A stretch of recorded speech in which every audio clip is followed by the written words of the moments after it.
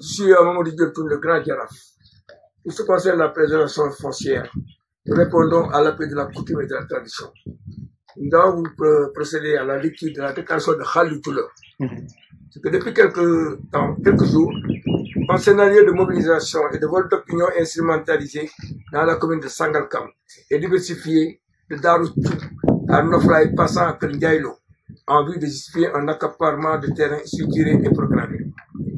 Pour avoir informé par tous les moyens possibles les autorités étatiques, administratives, religieuses et coutumières, la famille Ngengfei, de la lignée de Kharidienne, de Khalidjoula, Djekherat ne cédera un iota, 1 mètre, pour mettre fin à cette entreprise de délinquance foncière dans le département de Rufisque en particulier et du Cap-Vert en général dans la République traditionnelle de la communauté des Bons.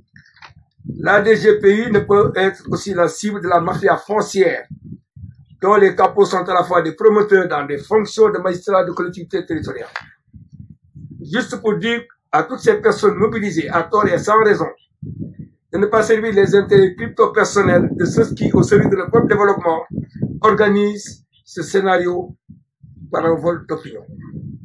Pour rappel, toutes les procédures et actions de la DGPI sont légitimes et justifiées par le décret 968 du 19 août 2012 qui a prescrit l'immatriculation au nom de l'État des terres d'une superficie de 1644 hectares et a prononcé sa désaffectation ainsi que le décret 21-2698 du 14 juin 2014 validant le plan d'urbanisation de détail et enfin le décret 2014-968 faisant définitivement l'immatriculation des terres de l'arrondissement 4.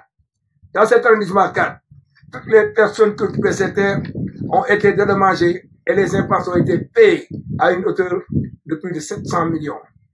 Donc, ces terres ont été libéralisées. En plus, on ne peut pas s'approprier les domaines de l'État et le foncier coutumier ou traditionnel contre la volonté des propriétaires du droit. Dans cette situation qui motive notre sortie, nous tenons à alerter les autorités d'État, l'opinion nationale et internationale, que toutes les dispositions avaient été prises pour diligenter dans la transparence suivant référence lettre 10-044 du 28 novembre 2018 les procédures portant sur l'annulation des lotissements qui suivent. Dossier 1044, déposé le 15 octobre 2009 pour une superficie de 50 hectares sous l'entité extension de Sangalkam avec 518 parcelles, annulé.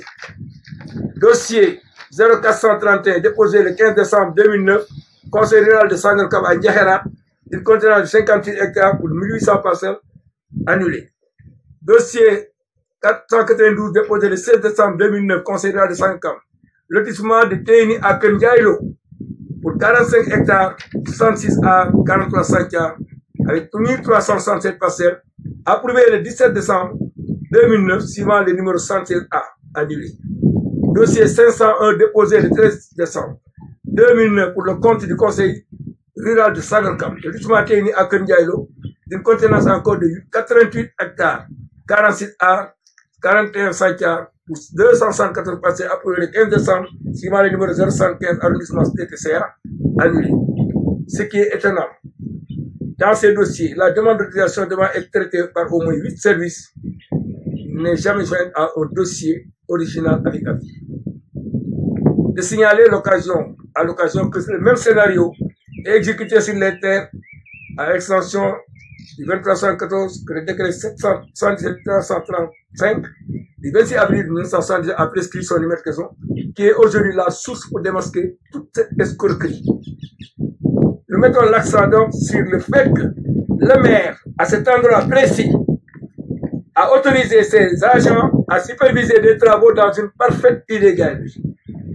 Et cela démontre aujourd'hui en suffisance que la mauvaise foi manifeste de l'autorité l'amène à être parmi les escrocs qu'il faut auditer et qu'il faut entendre, qu'il faut mettre aujourd'hui au banc des accusés.